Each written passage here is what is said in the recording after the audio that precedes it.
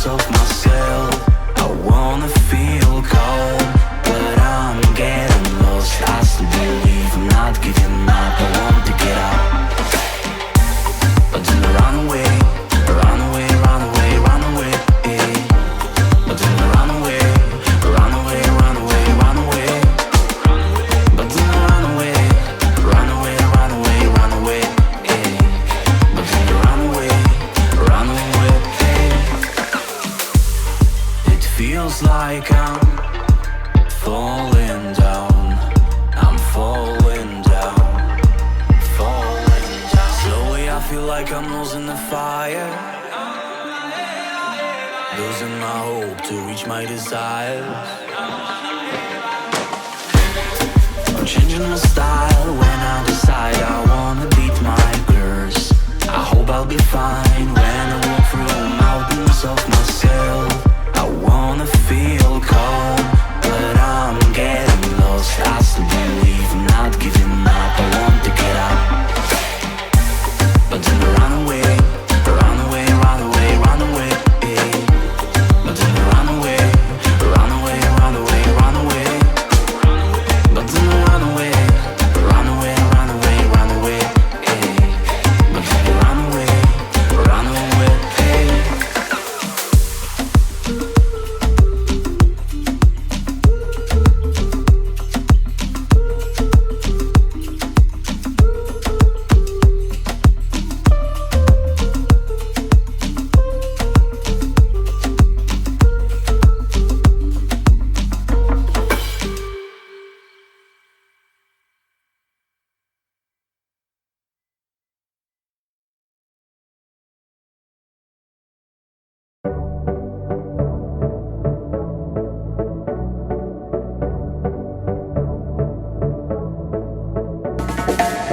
Striped walls above the stairs, yeah.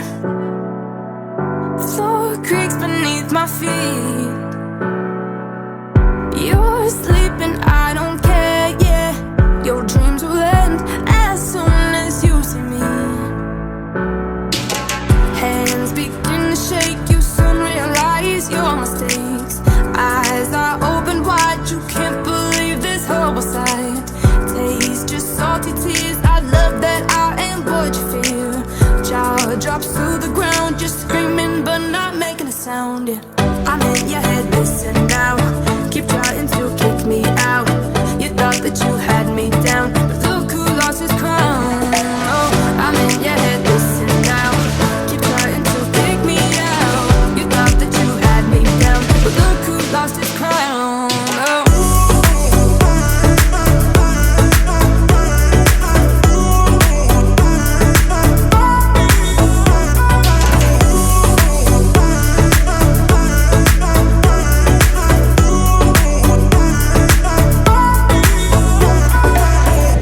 Bed sheets are soaked in sweat, yeah.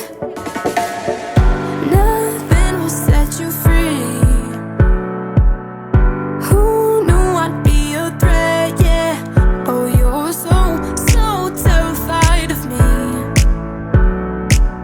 Hands begin to shake, you soon realize your mistakes. Eyes are open wide, you can't believe this horrible sight. Taste just salty tears, I love that I am what you fear. Jaw drops to the ground, just screaming but not making a sound, yeah. I'm in your head, listen now. Keep trying to kick me out. You thought that you had me down, but look who lost his crown. Oh, I'm in your head, listen now. Keep trying to kick me out. You thought that you had me down, but look who lost his crown. Oh, but look who lost his crown. Terrified of me.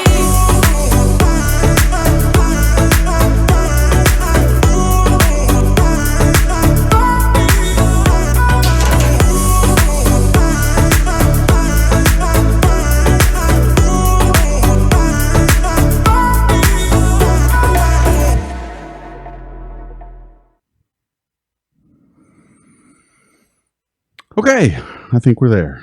Hey, everybody. Hi, everybody. Welcome back to the Astro Coffee Hangout. My name is Tony Darnell from deepastronomy.space, and We've got something different going on here this year. Starting in 2020, the Astro Coffee Hangout will be back every Thursday, unless it's interrupted by a Future in Space Hangout from the American Astronomical Society, which schedule is still being worked out now. So, in the meantime, I will be every Thursday here doing something. And so I see some old friends are back. It's really great. I see Adam Synergy's back, as well as John Suffel. You guys must be available on Thursdays at 3. So it's good to have you guys back. And it's also good to see all the other regulars here. David Sims is here, as well as Peter Q and Gregorius, all you guys. So thank you guys for showing up and being on my humble little live stream. So there'll be 2 different ways that this works. Some episodes will be just me, and that's what this one is. I've prepared a couple of things to talk about, and I want you guys to interact. One thing that's new here is that you can also participate in this hangout in an auditory way if you go to the Discord channel and join the public voice channel. Now, I'll run it kind of like a talk show. Okay, if you guys are there and I see you there, I will turn it on and we'll ask some questions. The link to the Discord server is in the description box, as well as the voice channel. So just click on it, go in there, and stand by. Now, do me a favor and test your equipment before you get on there. Okay, what works really well, if you don't have a microphone or if you don't have a set of headphones, because you kind of need both to do this, because otherwise there'll be feedback if you're not wearing earbuds or something like that, then use your phone. Put the app on your phone, the Discord app, join and click on the link and just talk on it like you're talking on the phone.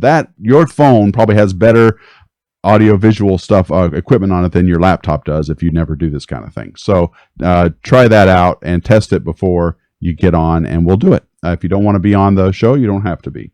So that's one way. Of course, there's a live chat going on as well, and we can talk about whatever you guys want in the chat. So just checking a few things, make sure my stream's coming through. Hopefully, my sound a little bit oversampled. Let me turn it down. All right, how's that? Backing off my gain. Is that better? Now it's either too high or it's too low these days. That should be better. Yeah, I've turned the bass down, so maybe I'll turn it down even more as time goes on. How's that? Is that better? Testing 1, 2, 3. Okay, so let's get started. So the format is going to be this.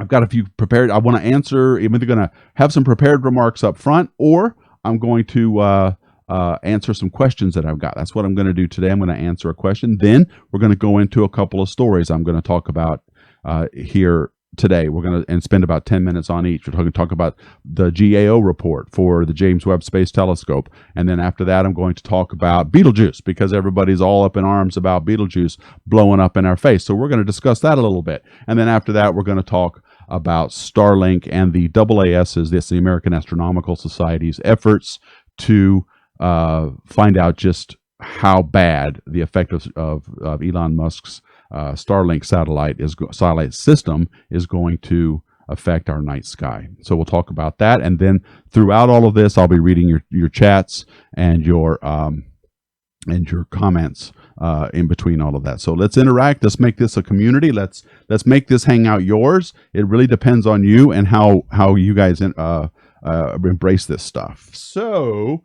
and I also have lots of buttons to push with my new setup. So anyway, lots of stuff to look at. As streamers do these days, they have lots of cool stuff to look at while you're streaming. So hopefully you guys will like all this kind of cool stuff. So here we go. In today's broadcast, we will be talking a bit about JWST and space telescopes. But before I get to those stories, I thought I would say a few words about the damage that can occur on our satellites and our space telescopes. A question that often comes up in my videos, as well as in my email inbox all the time, is, with telescopes, space telescopes like Hubble and JWST and TESS and all these others, how do they avoid micrometeorites and damage in space? So, the short answer to that question is that you can't avoid micrometeorites. All you can do is design a system that can absorb them and still keep on ticking and then put instruments somewhere, or put these telescopes somewhere where the damage can be minimized. So the Hubble Space Telescope, though, had a lot of limitations on where it could go. It's been up there for 30 years, and over the course of its mission, there have been many reports filed that detail some of the damage to the telescope due to space debris and micrometeorites.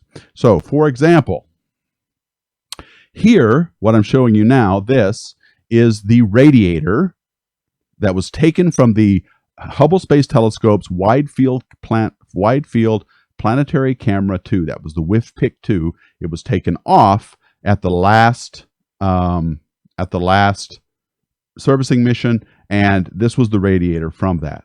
And what you can see is that there are all kinds of holes in the surface of this thing. The largest of these holes is about 30 millimeters. Okay, so Hubble was put in the highest orbit that the space shuttle could go, but it's still vulnerable to strikes. So instruments were designed with a lifetime that were actually largely dictated by micrometeor strikes. One of the things that's amazing about Hubble, and the reason it's been up there for 30 years, is we've been able to go up there, repair things that have been damaged. So for telescopes and the ISS, which are all in Earth orbit, NASA every so often does debris and shielding analyses that help them design instruments that can be protected for a certain period of time so that the science mission can be accomplished. But the environment is very different that environment, Earth orbit, is very different from where most of the new telescopes are heading. Now, if you followed Space Fan News for any length of time, then you have probably heard that the JWST and many, many other space telescopes being built right now by ESA, NASA, and everybody else, they're all being sent to the Earth-Sun L2 point. This place is prime real estate for space hardware studying the universe, in part because it's a relatively clean, it's clean of space debris. And that is a very important component. Everybody goes, well, why are we putting it a million miles away? Well, 1.5 million miles away. Well, this is why. Partly why. Okay, it is free of space debris, and it's protected from strikes because this is called a libration point or an L point. Okay, and there are 5 libration points in the Earth-Sun system. L1, L2, and L3 are all unstable, which means that any spacecraft that you put there must correct itself in order to stay there. If it falls out gravitationally, then it will head irretrievably into the sun or the Earth, depending on the specifics. But spacecraft designers usually correct for that with things like momentum flaps and small thrusters. But we don't see many spacecraft in the L1, 2, and 3 points. The L1, 4, and 5 points because of that. But this instability is a godsend when it comes. I'm sorry, hang on just a second. I may want to make sure I made that point right. L1, L2, and L3 are actually unstable. Okay, when you put aircraft there, and you can see that it's on this line right along through here. Okay, it has to, in order to stay in those places, it has to correct for itself. Okay, so JWST is going to have a momentum flap that helps keep it in the L2 point. Now, this instability is one reason why we put these there, because if space telescopes have to work to stay there, then so does space debris, things like rocks and micrometeorites.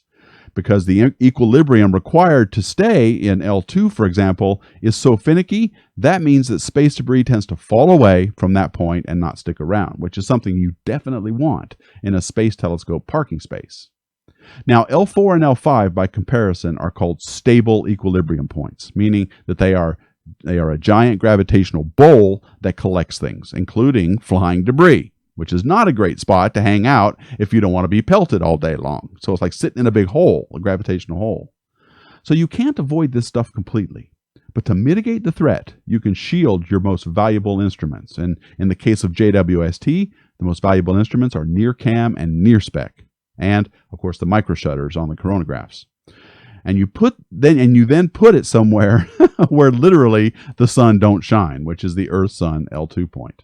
So that's a little bit about how, that's the answer to a question of how do you avoid micrometeorites? You actually don't in many cases. So So I don't know. What do you guys think? You guys? And so is the ISS. Yeah, the ISS has also had Tom Tudor. Also had quite a few. So Launchpad. Hey, it's good to see you, Christian. I learned that the holes were cut considerably larger than the actual damage. Still a fair amount of damage, but not as bad as the holes suggest. Okay, sure. I mean, I don't know about the specifics of it. I was just using that as an example of what can happen if you some of the damage that is there. So cool. Cyanide Junkie. Does NASA have plans to keep JWST in Earth's shadow as much as possible? Yes, I think. Well, everybody is hoping that the mission's been planned for nominally 5 years, but nobody expects to operate it for only 5 years. It'll probably go 10, hopefully longer.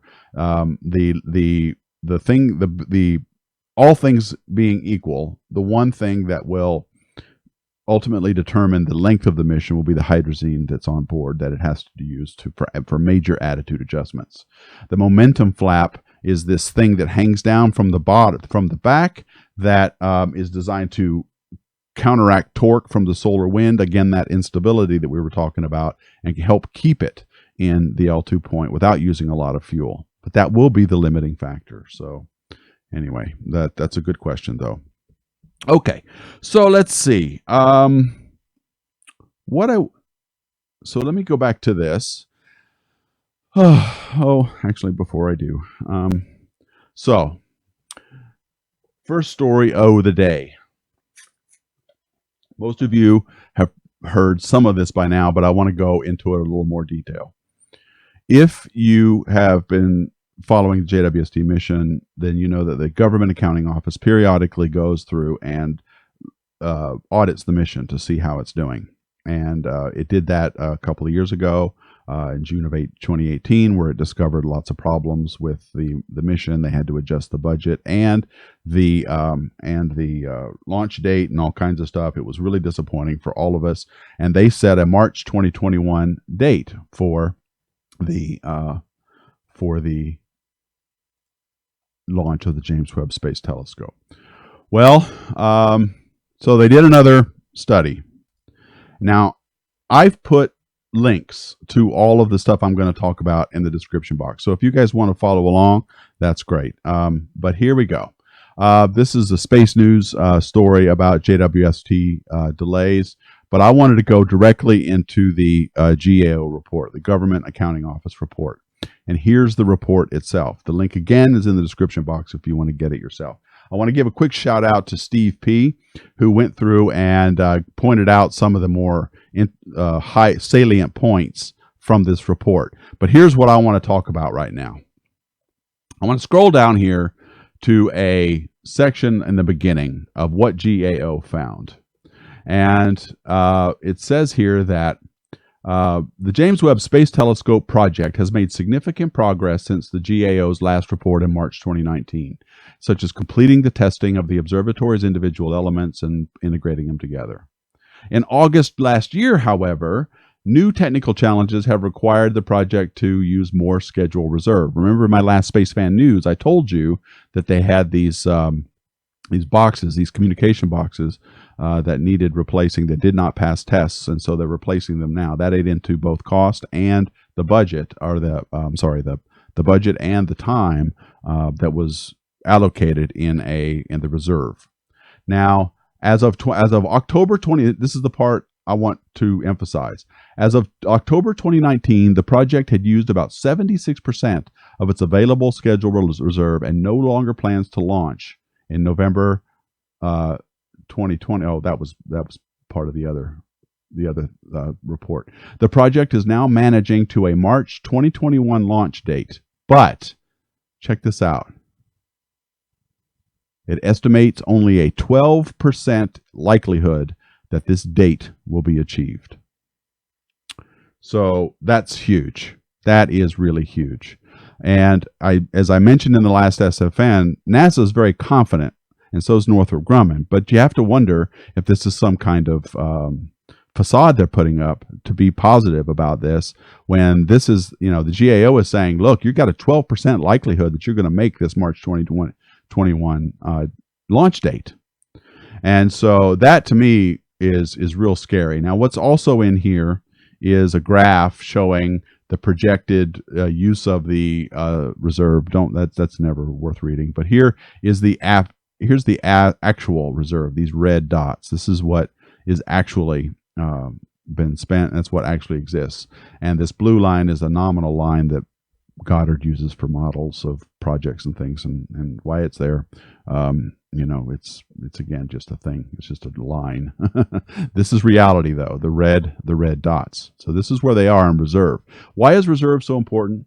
Well, every mission is built in with when it's given money to work with, they build in a window, some wiggle room, both in money and in time, and they plan all of their mission progress that way. Now, it's all kinds of things can go wrong.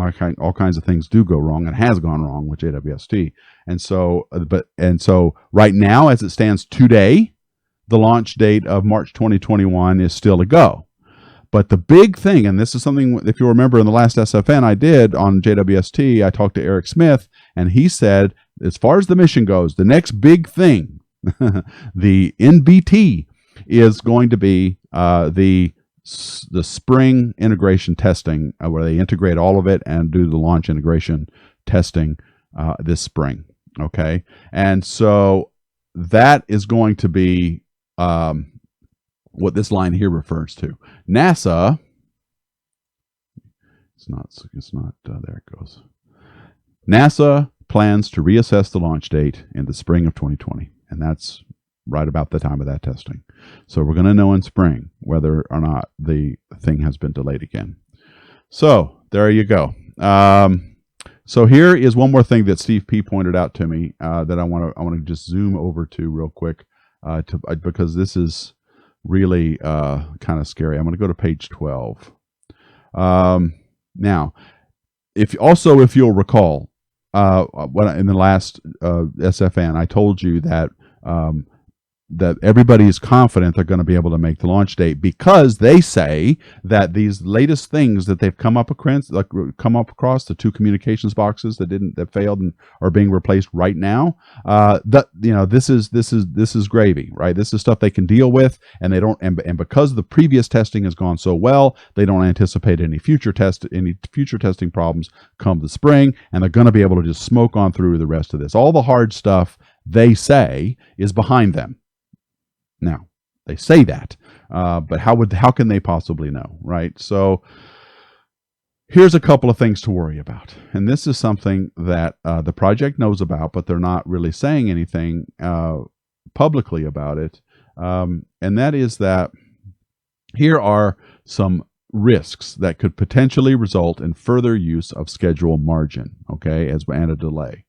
Okay, and here it is. The project found that certain bolts determined to be deficient on another Northrop Grumman program was used during the construction of the observatory. A study of this issue found that the bolts used did not meet specifications and could pose a mechanical strength risk. The unused bolts, the ones they didn't put in, they were identified and got rid of. But this was after they had already installed 501 bolts that had this weakness in them. So NASA is performing strength testing to determine if the bolts are strong enough, but some of the deficient bolts may need to be replaced, pending the findings of these tests. Okay, so there's also problems with the grounding straps of the momentum flap. Remember, that's the thing I told you that is holding the JWST in L2, or at least it's designed to counteract the torque of the solar wind that's pushing the spacecraft. It's designed to counteract that, kind of like a rudder in a current. And there is a grounding strap that became loose during the vibration testing. So that's also something else. There's also these non-explosive actuators that are on there. These actuators there's approximately 180 actuators on the JWST. And the failure of any one of these actuators could result in the total loss of JWST science mission objectives. let me just read that again. The program reports that there are approximately 180 actuators on the JWST, and the failure of any one of these actuators, I'm reading this line right here, could result in the total loss of JWST science mission objectives, making basically the telescope a hunk of junk. So there you go. These are things that are still risky. Okay, they may not happen, they may not be a problem, and they may be able to be solved in the current budget of reserves left. Okay, so there you go. So so keep your eye on this spring around, I think it's May or June. They're going to be doing the integration, the big integration testing, and I wouldn't be surprised if we hear the mission's been postponed a bit longer. 12% likelihood that they're going to meet the March 2021 launch date. That is from the GAO. So, yay, everyone. So,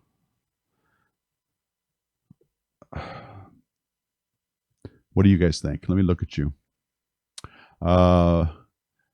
So Adam Synergy's commenting, APL and JPL perform miracles on small budgets, but Northrop are too used to having no budget constraints on multi-billion-dollar defense contracts. That's true. They are a defense contractor, Adam. So they are they are really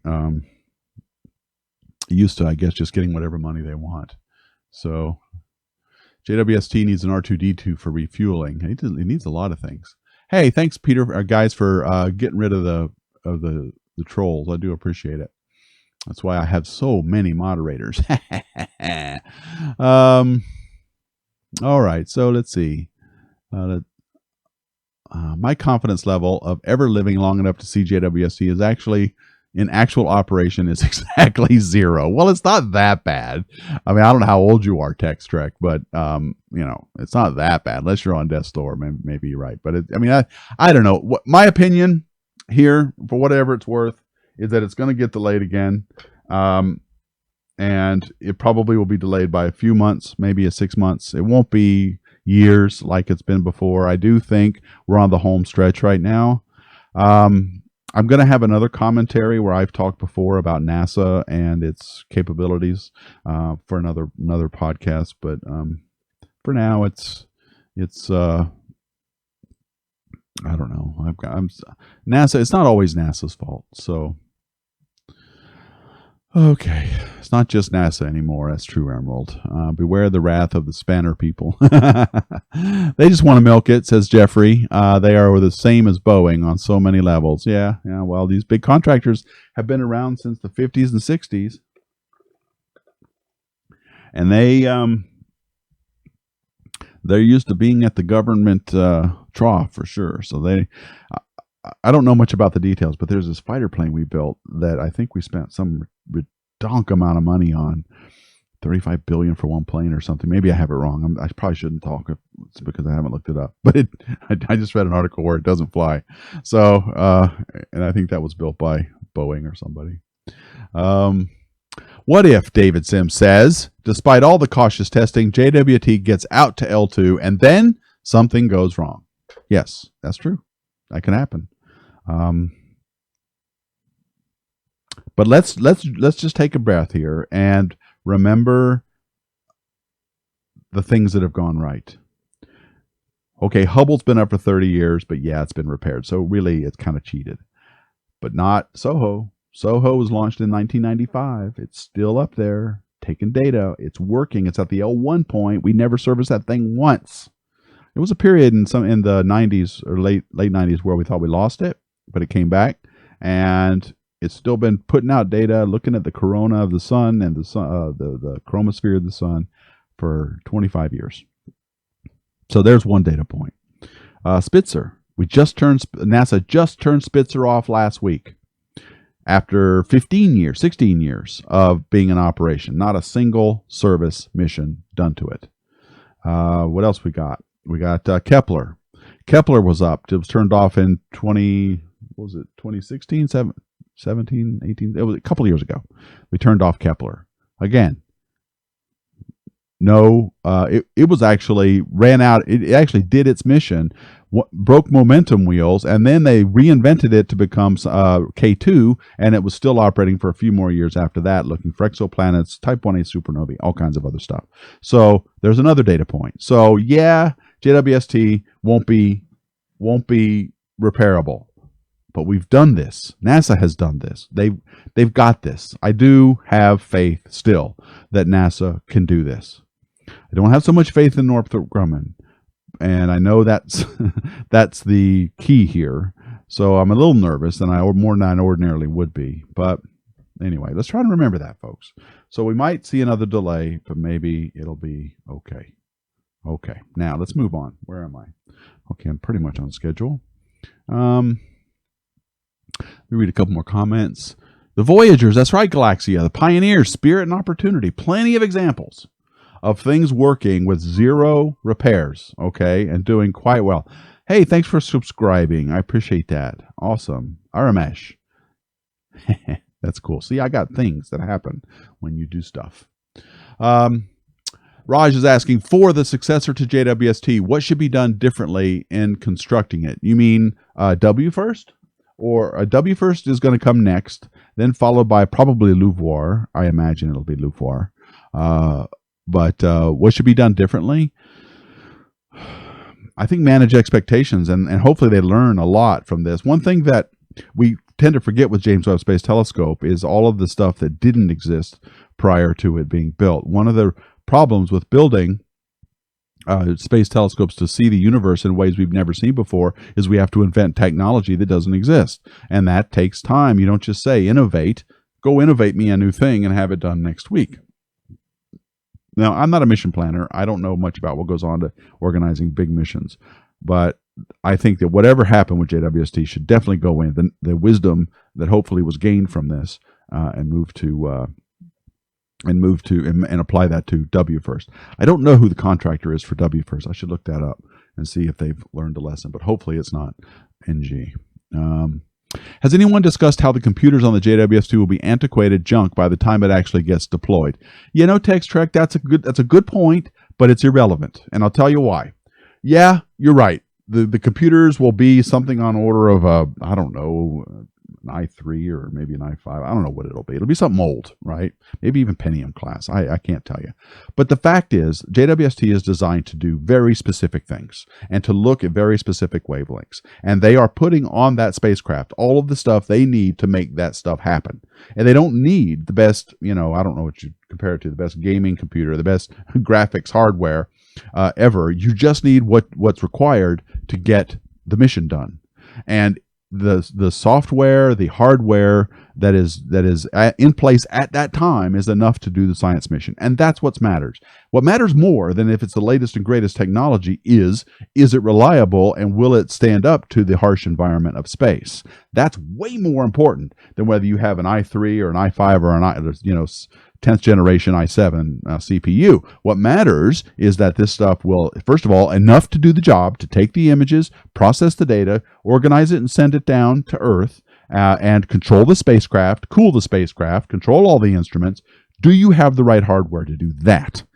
It won't be the latest and greatest, but who cares, right? What you want is enough to do those jobs and last forever. So I would rather have an old, beat up CPU that can withstand gamma rays all day long or cosmic rays all day long than the latest and greatest twitchy thing that has to be constantly updated. So there you go. That's my response to that. And Jeffrey's commenting, I really try not to be a SpaceX fanboy, but they are really opening up people's eyes and changing the way things are done. A few more years and those companies won't be able to operate that way. Maybe, yeah. I mean, SpaceX is doing amazing stuff, but we don't want to turn SpaceX into some kind of cult, right? I mean, that's never healthy, and that's I don't understand that reaction that people have. I guess they just love Elon Musk's personality. They just think he's the best. So whatever. Let's see. Gregorius, that's normal. Space hardened computer hardware are always 20 years late. That's true, and so are detectors. And except in the case, the one point you do have here, Jeffrey, Tex, is in the realm of detectors. Because the mission has taken too long.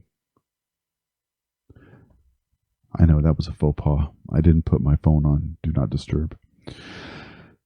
Because JWST is taking so long to build, the detectors that were originally constructed, the infrared detectors that were to go into NIRCam, have already degraded. Because they degrade over time. The detectors do. They just sit in there. They get worse, right? So they've already had to replace some of the detectors in the camera mosaic, and that is a problem. Okay, because we want those detectors that launch to be the freshest they can be, so they last the longest they can. And so that is one area of technology where you've got an excellent point. SpaceX capabilities seem multiply much faster than any other USA government contractors. JWST should have planned for refueling. Listen, Captain Cook, where's my Dragon capsule with astronauts? Okay. I'm supposed to have, SpaceX was supposed to give us launch capability 2 years ago. Where is it? I don't want to hear about SpaceX being so great when they haven't done a lot themselves. Okay. It's not fair. All right. You're just only looking at their successes and you're not looking at their failures. And they have failed a lot with this Dragon capsule. So where's my launch capability? Where's my launch rocket that SpaceX was supposed to have out there? Okay, and I admit SLS is a big bloated piece of crap, and I'm not a big fan of that at all. But that's not NASA's fault either. NASA didn't ask to build the SLS; they wanted reusable launch capability, and Congress forced the SLS on them. Okay, so let's just be a little bit careful about how great and wonderful SpaceX is. All right, yes, they're doing amazing work. Big fan, love what they're doing. Commercialize, exploit space. They're going to make tons of profit. Good for them. But let's be realistic about it. That's all I'm saying. All right. Let's see. Okay, I need to move on to the next topic here. So let's talk about Betelgeuse a little bit. Many of you know.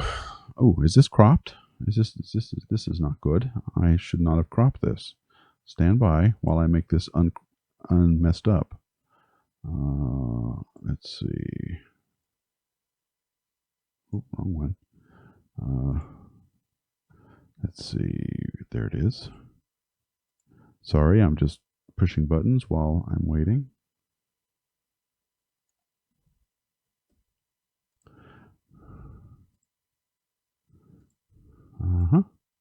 There we go. All right. And I want to scale this down a bit. That's better. Okay. There. It's a little bit smaller now. You can read all the ads on earthsky.org. All right. Again, I've put this ad in I've put this ad up in the link in the description box, so you can check that out as well. Okay. So Betelgeuse, the red supergiant star Betelgeuse, is a bright star in the constellation of Orion. It's been making headlines due to a recent drop in brightness. Is an explosion imminent? Isn't that what everybody wants to know? Is Betelgeuse going to blow up? Well, okay. Let's talk a little bit about what Betelgeuse is. So Betelgeuse is a red supergiant star, 642 light years away. And it's the alpha star, that is the brightest star in the constellation Orion the Hunter.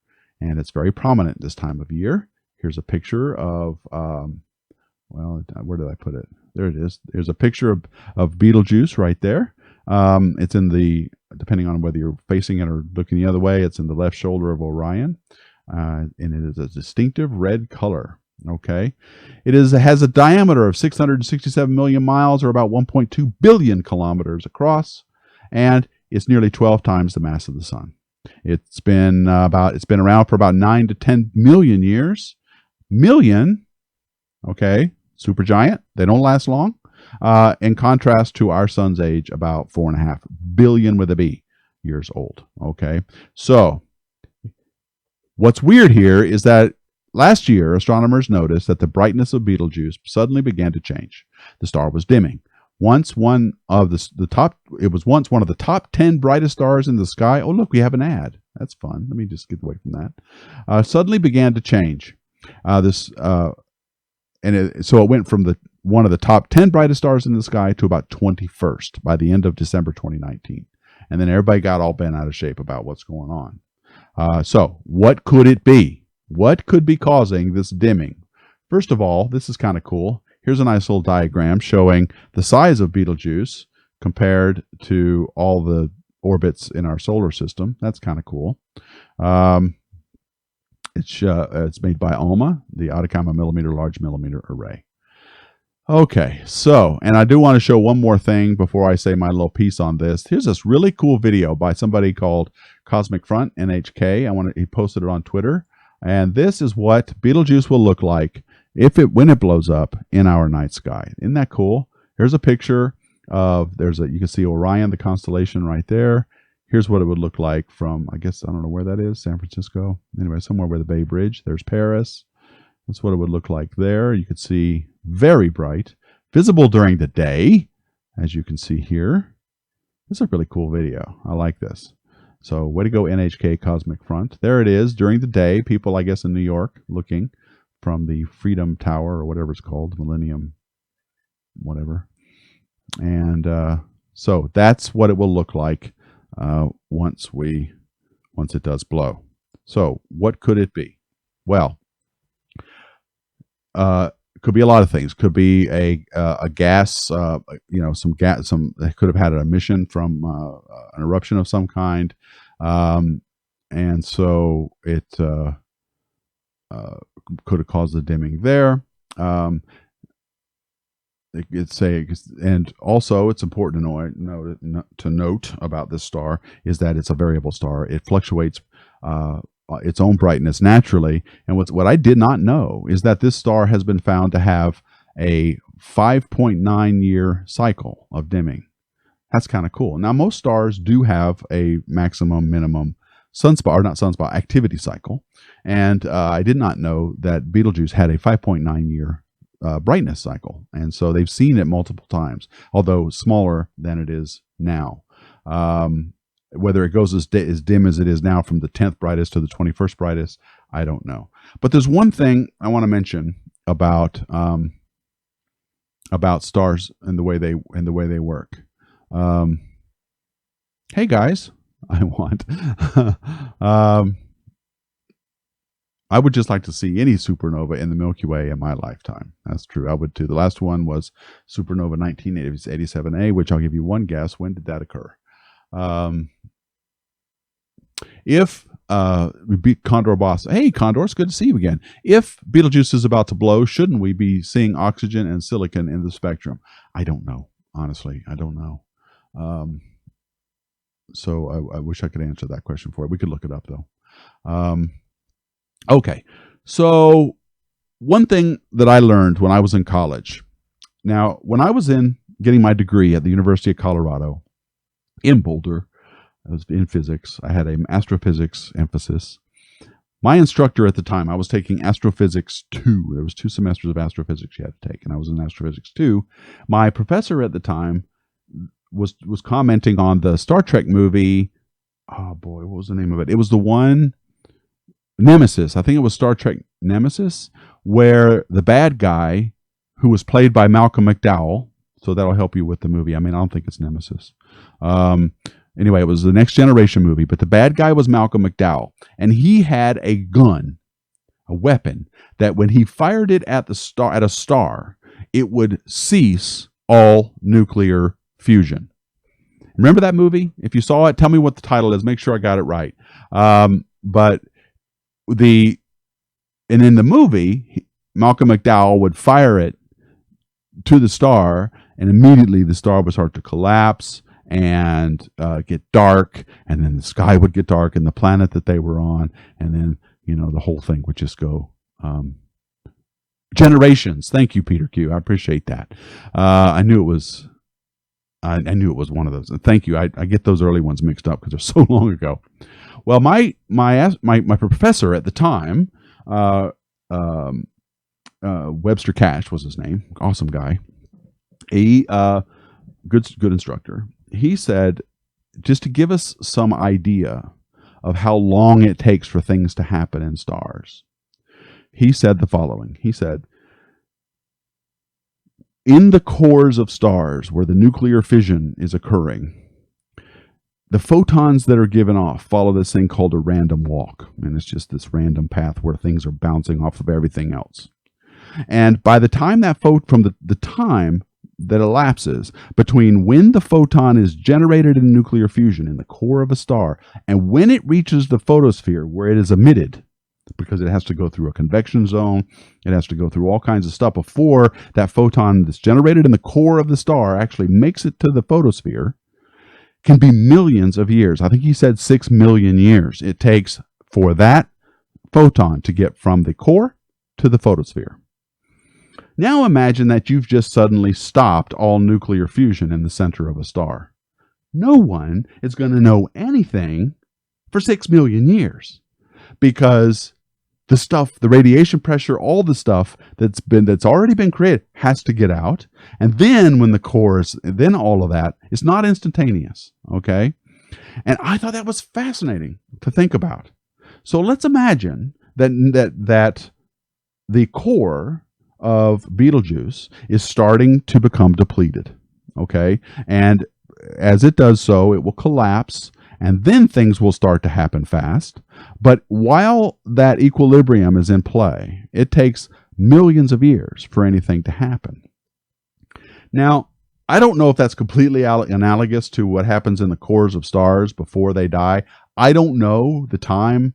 I'm sure most astronomers do know this that study supernovae know that when you turn off a star or when the star core collapses, what the time elapsed would be between that and a supernova. We always see these animations where it happens like right away, but maybe it doesn't. Maybe it takes a lot longer. Either way, though, with Betelgeuse, what's going on here, we're looking at effects that are taking place, quite a while back.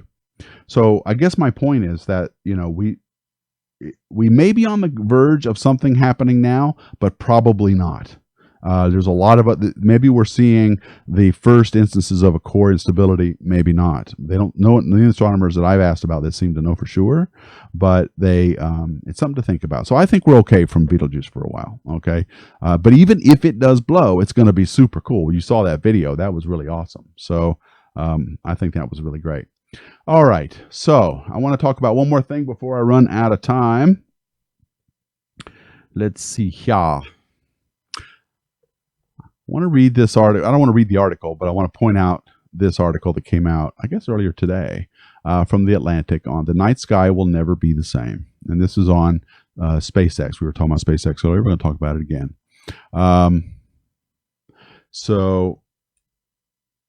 Okay, George says when it starts fusing iron, it's actually very fast. Okay, well, for those of you who don't know, although I'm sure most of you do, if not all of you know, that Elon Musk and SpaceX are building this really great thing that I actually applaud. I think it's a good idea.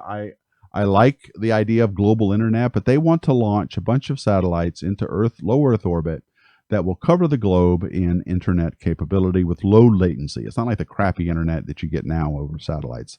The stuff now you get's expensive and it's slow. Anybody who's ever tried to use HughesNet can attest to that. But this is supposed to be fast, gigabit speeds, at low latency. You should be able to stream, game, whatever you want from it. The problem is, to do it well, you're going to need to blanket the sky with these satellites. And so they're going to have the idea. They've already launched a couple hundred. They're still launching more. They've got approval for 16,000 from the FCC. But here's the thing. How come, my question to you, all you SpaceX fanboys, how come Elon Musk can just do this without asking anybody? How come he can just, I think I'm going to launch 42,000 satellites. The FCC comes along and goes, okay, well, I'll let you do 16,000 if you apply for more. And they go, okay, thanks, man, I appreciate that. Yeah, there was a public comment period on this, but did any of you know about this? Are we supposed to keep track of every comment period that ever happened? It's like you've got a neighbor who says he's going to build a shed in his yard or build a fence back there. He got a permit for it, and you could say,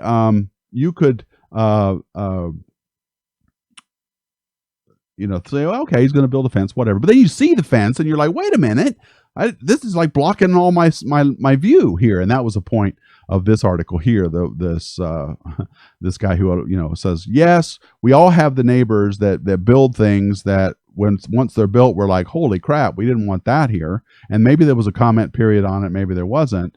But the thing is, why don't these neighbors think about the effect that it has on everybody else when they build that stuff? I mean, if you're going to live in a crowded neighborhood and you want to build a gigantic shed, maybe you want to be considerate and say, guys, I'm thinking of building this really obnoxious shed. Are you guys going to let me? I mean, okay, maybe you could be a dick about it and just do whatever you want, which is what people do, but you're being a dick. And so Elon Musk here is never asked anybody to do this, or even bothered, as far as anybody can tell, whether it's okay. Fine. I mean, you guys are probably like, so what? It's space. He can do whatever he wants. It's a final frontier. It's a free for all. Anybody can do whatever they want. So stop your whining. Okay, I will. He's going to launch these things. I even actually want the service that Starlink is going to provide. I actually want that service. I would love it if I had a choice of ISP coverage here. I have one choice, Spectrum. That's it. I don't get any other choice. I would love to be able to say, well, okay, maybe I'll pay for Starlink. But all of these things come at a cost, at a price, right? And so, but we don't fully know what this price is. And yes, because the space is the final frontier, and because it's all a big free-for-all, I think we should be just a little bit extra careful here. So, all of this is to say that I'm not quite sure the FCC had the right to do what it does. I mean, why does the FCC get to say, sure, go ahead and launch all these things out here that affects the entire planet? Go right ahead and affect the entire planet. It's fine with me. I'm going to give you permission that I don't really have to talk about this. And I don't want to hear about this space treaty. Okay, the space treaty is old. It's antiquated. It needs to be rethought. Okay. So don't be throwing the space treaty at me. It's like, saying we have 1870s laws against horse and carriages and the traffic ways and the motorways. It doesn't apply now. Okay. So I don't want to hear about the space treaty. So what's happening here? Well, you see this image here. This is a bit of an exaggeration. This was taken by somebody at Aura, who was at the Infrared Observatory in Chile. These were some astronomers who had paid a lot of money to use a telescope for a long time to be able to see the night sky, and this is what they got. And you can see the white lines there, the white diagonal lines are all the Starlink satellites that were launched. Now, this isn't fair to SpaceX because these satellites were still being deployed. They were still kind of bunched up. They were not in their final parking orbits. But is this a preview of what we're going to get? And do you care? I mean, if you don't care, then this is a non-issue. I'm asking you if you care. So, oh yeah, that happened. We'll talk about that in a minute. So the American Astronautical Society is doing some studying on this to find out if the Starlink satellites are going to be a problem. And they should have something available for us later this year. The AAS Committee on Light Pollution, Radio Interference, and Space Debris will assemble a working group. And here are the members of the working group. And I don't know any of these people, but I'm sure they're fine people, and I hope they do good work.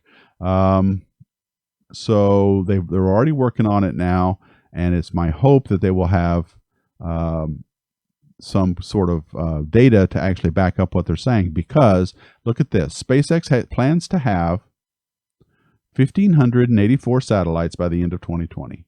Okay, and all of our options for impact mitigation will require iterative processes. Now, this is something that I'm concerned about, is the effects it's going to have on things like the LSST, the DKIST solar telescope. All of these things that are up there on the ground right now are going to be affected. But how? Now, Elon Musk is promising all of us, because in his vast wisdom, he has said that he will work with astronomers to make sure this isn't a thing. Now, if I sound I don't mean to be snarky about this, but I don't trust billionaires. Okay, and science is becoming more dependent on these billionaires and affected by these billionaires. I mean, all you have to do is look at SETI's Allen Telescope Array to know that they could not search for life in the universe were it not for Paul Allen, a billionaire who gave them a bunch of money to do this. So billionaires, they have their problems, right? And I don't necessarily trust them. At least NASA is working on taxpayer funds and working for presumably ostentation, us. But that could be argued too, I suppose. So I just want to in this little segment with a statement from the AAS that says that the American Astronomical Society notes with concern the impending deployment of very large constellations of satellites in Earth orbit. The number of such satellites is projected to grow to the tens of thousands over the next several years, creating the potential for substantial adverse effects ground and space-based astronomy. These impacts could include significant disruption of optical and near-infrared observations. And let's not forget radio. Okay, so radio will be even more effective. It doesn't matter what color Elon paints them. He can paint them flat black all he wants, but they're still going to emit radio noise and be everywhere. So what about ALMA, right? So okay, that's it. I'm concerned. I don't trust that this is going to go well, but maybe it won't even be a problem. I don't know. So let me look here and see. So there are some people here in the voice channel. So let me get in with you guys. Oops. Let me just connect. Okay, I'm in the public voice channel. We've got Larry Keese and Peter Q. Let me turn you guys up. Are you guys there? Can you hear me? Hello? Hello? Larry, you're muted in case you didn't know. Hello? Okay. All right, well, I see you guys there, but I don't hear anything. So, presumably...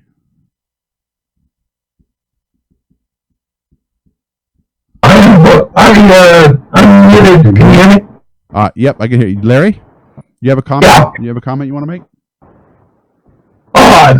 Just that the mess that Musk is going to make of the astronomical observatories is really impactful. Can you hear me? Okay? Are you worried about it at all? Oh heck yeah! Oh yeah. Yeah. Well, I mean, you're involved, Larry, with you're involved, I think, with what's the group, the Citizen Science Group? Can you remind us again? I'm sorry, I don't have it handy. Yeah, it's Backyard Worlds. Backyard Worlds. And you guys use telescopes, obviously, in the backyard.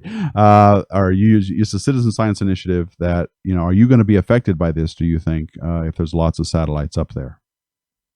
Oh, brother. Now, listen, I've got too many links up, and I getting that ringback effect, Tony. Let me try getting rid of it. All right, that's fine. Yep, I'll go ahead and I'll read some more comments and come back when you can. Okay. Yeah, I turned it down. Sorry. Yeah, I had to turn it way down. His sound. That's the problem with using other people's setups. I have to react quickly. I saw something I wanted to read out. What was one of the comments here? Painting them flat black will only increase their thermal signature. I know. So that it impacts IR astronomy. I know. There's no way to win here. There's either going to be, reflection from visible light, reflection from infrared, and radio noise. I mean, there's just the sheer radio noise is going to be crazy. So I don't know. Don't forget about OneWeb, Jeffrey says. They launch someday. Amazon wants to do it as well. That's right. They want to have their own. So this isn't the only company that wants to do this. And so we've got this is a inflection point, I think, with a lot of this stuff where the night sky is about to change, folks. It's about to change.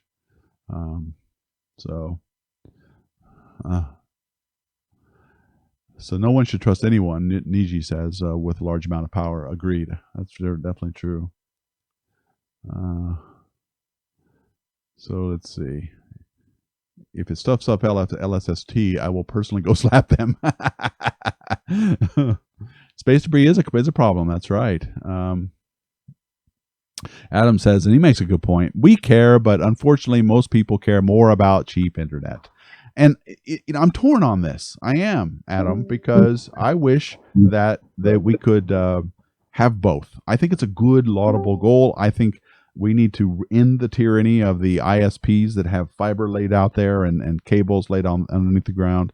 At least in the United States, I know it's different in the UK, but in the United States, there's collusion going on between all of the ISPs where they split up the markets and they all decide who's going to get what market, and nobody else is going to try and go into that market. They say it doesn't happen, but it freaking happens.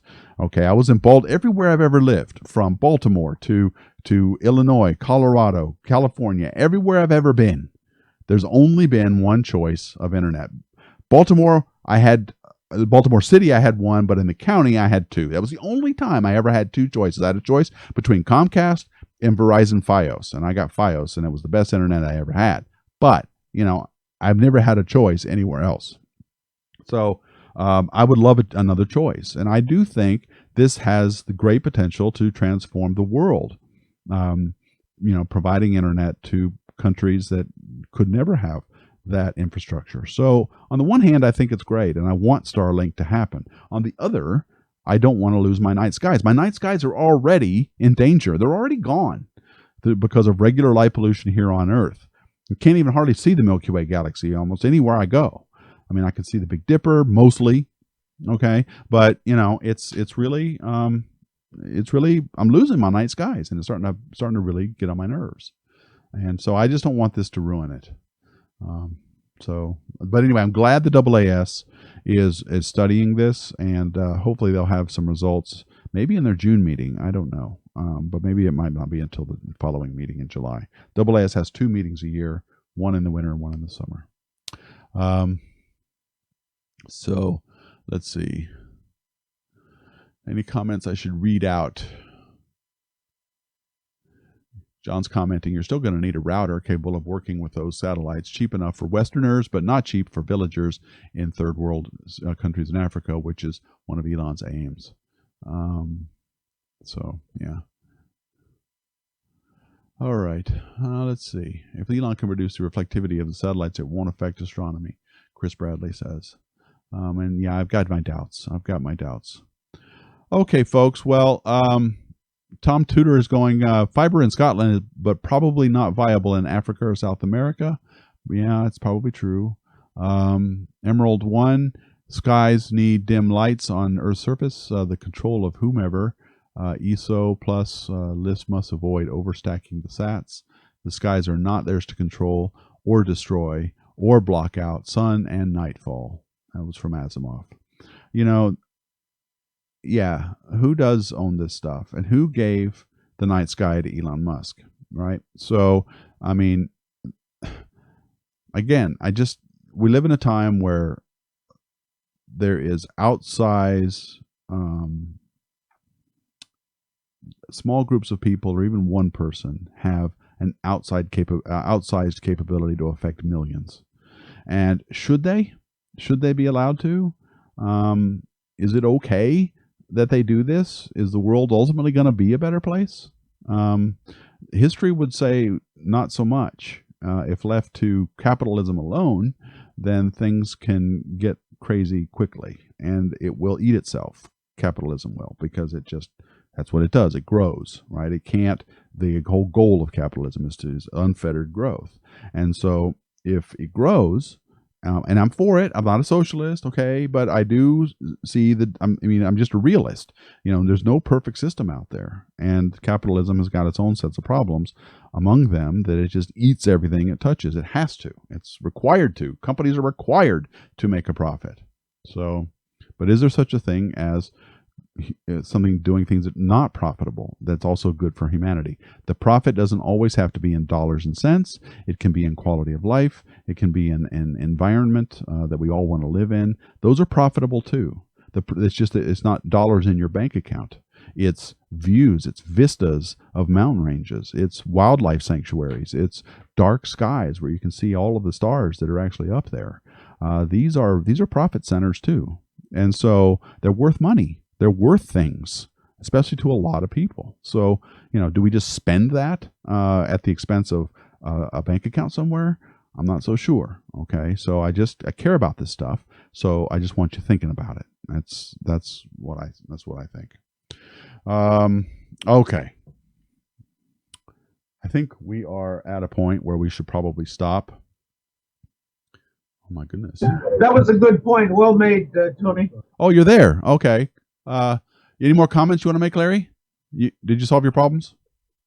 No, but there's a long delay between what you're saying on the video link and what I hear on your audio link. Oh, okay. I don't know how to figure that out, but it is good to be able to chat with you. It is good to have you back too, Larry. And I want to invite everybody out there to do the same thing. All you got to do is go to the Discord link that's in the description box. Click on, join the public voice server. Check your equipment first, okay, before you go in. I'll play with your volume levels to make sure it's not too blowing you out. But join the conversation. All right. Well, that's it for this. I want to thank you guys for joining me, and that's it for this Astro Coffee. I will be back next week, February 13th. I will have a guest. His name is Brian Keating. You guys saw the recording from him last week. He's coming back next week live to talk with us. He's the guy that wrote the book, Losing the Nobel Prize. He worked for the BICEP and BICEP 2 missions, and you can bring your questions and comments to him. If I'm still working with the American Astronautical Society to get the Future in Space Hangouts back up and going for 2020, when that happens, they will also be on Thursday, same time. I remind you guys to please join me on Twitch every Tuesday for T Cubed, Tony's Twitch Tuesday, where we really don't do anything but just chat. But I'm there, and it's a lot of fun. It's growing. It's a way to join the community on Twitch, and we're having lots of fun there. Sometimes I work out some of my story ideas there. They already know a lot about this JWST stuff, for example, because we talked about it on Tuesday, and I represented it here today. So, all right. Well, thank you all so much for watching, and see you next week. And as always, keep looking up.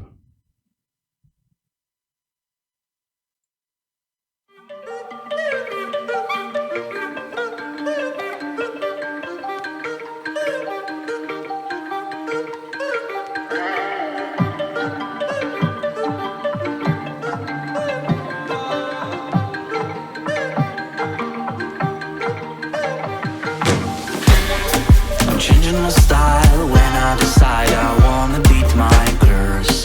I hope I'll be fine when I walk through mountains of myself.